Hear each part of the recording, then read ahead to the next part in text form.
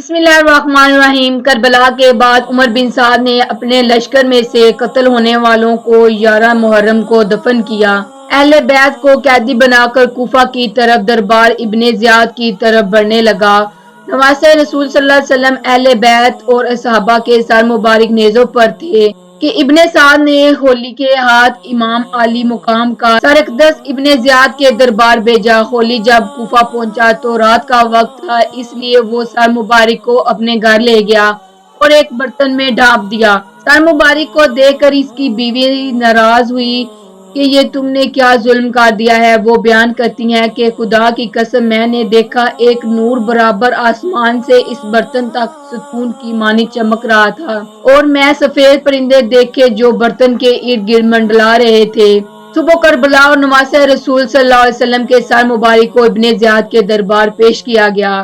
عبید اللہ ابن زیاد کی سیدہ حضرت زینب سے گفتگو اور آپ صلی اللہ علیہ وسلم کے دیے جانے والے جوابات تاریخی کتابوں میں نہایت پرسوکھ انداز میں لکھے ہیں۔ حضرت زینب اور عبید اللہ کی باہمی گفتگو دربار میں موجودہ حاضرین پر نہایت اثر ہوئی۔ کوفہ میں ہونے والے دلخراش واقعات میں سے ایک واقعہ یہ ہے کہ عبید اللہ کے پاس جب سید الشہداء حضرت امام حسین کا سر پیش ہوا تو اس نے اپنے ہاتھ میں موجودہ چھڑی کے ساتھ آپ کے ہونٹوں کی بے حرمتی کی تو دربار میں موجودہ صحابی رسول خدا زید بن ارقم رضی اللہ تعالیٰ عنہ نے یہ گستاخی دیکھ کر رونے لگے اور کہنے لگے اس چھڑی کو ان ہونٹوں سے اٹھا لو۔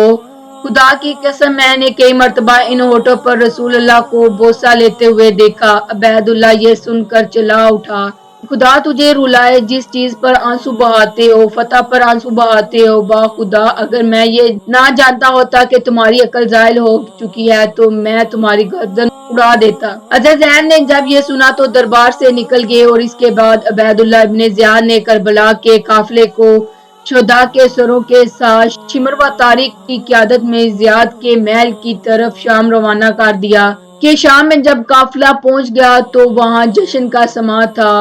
زہر بن قیس نے نمائندگی کرتے ہوئے واقعہ کربلا کی ساری تفصیل یزید کو سنائی۔ ایک سونے کے تشت میں حضرت امام حسین کے سر مبارک کو یزید کے سامنے پیش کیا گیا۔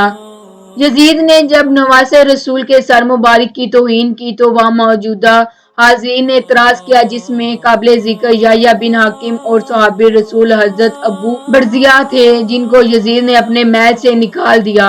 حضرت زینب نے ایک تاریخی ساز خطبے یزید کے دربار میں دیا جس سے وہاں موجودہ لوگوں کے دل لرز اٹھے۔ یزید جب پسماندہ ہوا تو اس نے قافلے کو آزاد کرتے ہوئے مدینے بھیج دیا۔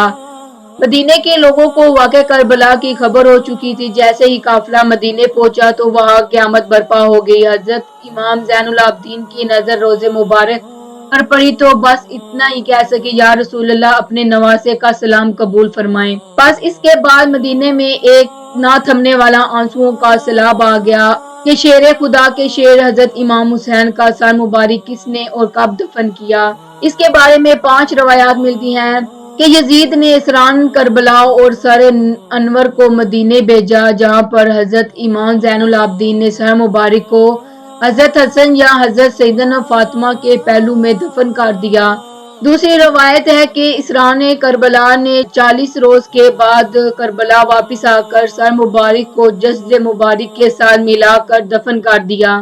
تیسری روایت ہے کہ یزید کے حکم پر سر امام حسین کو ہر شہر میں لے جایا گیا تو وہاں پہنچ کے امیر نے اسے دفن کر دیا۔ چوتھی روایت یہ ہے کہ 548 ہجری میں طلال بن زریق نائب مصر نے سر انور کو لیا اور مصر لے گیا کہ سلمان بن عبد الملک نے حضور صلی اللہ علیہ وسلم کو خواب میں دیکھا کہ آپ ان کو بشارت دے رہے ہیں۔ صبح اس نے حضرت امام حسن بصری رضی اللہ تعالیٰ عنہ سے اس کی تعبیر پوچھی تو انہوں نے فرمایا شاید تو نے حضرت محمد صلی اللہ علیہ وسلم کی آل کے ساتھ کوئی بھلائی کی۔ اس ہاں مجھے ایک ہی بات یاد ہے، میں نے نواسہ رسول حضرت حسین کے سر مبارک کو خزانہ یزید میں دیکھا تو میں نے ان کو 5 کپڑوں کا کفن پہنایا اور میں نے اپنے ہاتھوں کے ساتھ ان پر نماز جنازہ پڑھی اور انہیں قبر میں دفن کر دیا۔ تو حسن بصری نے ان سے فرمایا یہی وجہ ہے کہ رسول کریم صلی اللہ علیہ وسلم نے تجھ سے اظہار رضامندی فرمایا۔ یعنی یہی تیرا کام حضور صلی اللہ علیہ وسلم کی رضامندی کا سبب ہوا ہے۔ سلمان بن عبد الملک کے بعد اس کے جانشین عمر بن عبد العزیز نے سر مبارک کو نکالا اور کربلا لے جا کر خود جسد مبارک کے ساتھ دفن کر دیا۔ شام کو فتح گیا تو شہر میں داخل ہونے کے بعد وہ یزید کے خزانے والے کمرے میں گیا۔ وہاں پر اسے سرخ رنگ کی ایک ٹوکری ملی۔ منصور نے اپنے غلام سے کہا، اس ٹوکری کی حفاظت کرو، یہ بنی امیہ کے قیمتی خزانوں میں سے ایک خزانہ ہے۔ لیکن جب اس کو تھوڑے عرصے کے بعد کھولا تو دیکھا اس میں امام حسین کا نورانی سر ہے جس سے عطر کی خوشبو آ رہی ہے۔ اس نے اپنے غلام کو حکم دیا، ایک کپڑا لائے۔ اس نے سر کو اس کپڑے سے ڈھانپ دیا اور پھر کفن کرنے کے بعد اس سر کو دمشق میں بابا فردیس کے پاس دفن کر دیا۔